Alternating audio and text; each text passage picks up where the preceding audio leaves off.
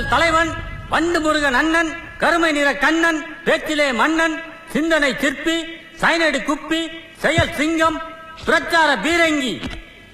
ஒரு வாரமானாலும் எதிரிகளை நேருக்கு நேராக சந்திக்கக்கூடிய போர் குணம் கொண்ட போர் வாள் என்று போற்றப்படும் எங்களுடைய வட்ட செயலாளர் வண்டு முருகன் அவர்களை இப்பொழுது உங்கள் முன்னே வீர உரையாற்ற வருமாறு அழைத்து உங்களிடமிருந்து விடைபெறுகிறேன். நன்றி, வணக்கம். வாங்கினேன் போடா, பேசும்போது அதெல்லாம் படுத்துறது.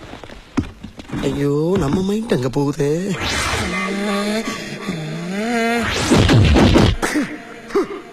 நான் சுத்தி வளைச்சு பேச விரும்பல. எதிர்கட்சிக்காரரை பார்த்து கேட்கிறேன், அரசியல் நடத்துறியா அராஜகம் நடத்துறியா? என்ன பண்ணா என் கட்சிக்காரன்? என்னையா தப்பு பண்ணா? ஏதோ ஒரு போன ராங்கா போட்டிருக்கான். ராங் நம்பர் தான் சாரி சொல்லிட்டு வச்சிட வேண்டியதானே? அதானே உலக வழக்கம்.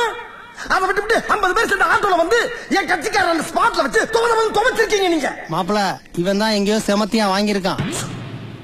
இங்க வந்து வேற எவனோ வாங்கின மாதிரி அவுத்துறான் பாத்தியா? ஆனா அடிச்சாலும் பரவாயில்லையா? போற வர சின்ன பிள்ளைலாம் விட்டு இவனை அடிச்சு பழகிக்கணும் வேற அசிங்கப்பட்டிருக்கீங்க நீங்க. பழம் இருக்குது என்ன பாடியா இல்ல பள்ளிக்கூடமா? ஏதோ அந்த பையன் பாடியில எனர்ஜி எஸ்கேப் ஆயிருக்காயா? ஒண்ணு கிடைக்க ஒண்ணு ஆயிருந்தா இந்த கட்சி யாரு காப்பாற்றுறது? அவன் ஃபேமிலி யாரு மெயின்டைன் பண்றது? இவ்வளவு குஜராத்ல கூட இப்படி ஒரு சம்பவம் நடந்துச்சு. இதே பையனை ஒரு கட்சிக்காரன் கொண்டு போய் வச்சு அடிக்கிறாயா? ஆனா அவன் இந்த அளவுக்கு செப்படுக்கல. ஒரு 2-3 நாள் வச்சு அடிச்சு அனுப்பிட்டான். அது எப்படி பிள்ளைக்கு வலிக்க கூடாதுக்காக ஒரு ஆப்பு பிராண்டி வாங்கி ஊத்தி விட்டு அடிச்சிருக்காயா? அந்த நாகரிகம் கூட உனக்கு தெரியாது. என்ன அடி? பச்சை தண்ணி கூட கொடுக்காம போட்டு அடிச்சிருக்க நீ. எப்படி எல்லாம் உன் காலில் விழுந்து கிடறனா? இறக்கம் இல்லையா உனக்கு? வேணாம், எங்க கிட்ட வேணாம். அடிதடி அரசியல் எங்களுக்கு பண்ண தெரியும். ஆனா நாங்க காட்ட மாட்டோம், காட்ட தெரியாது எங்களுக்கு.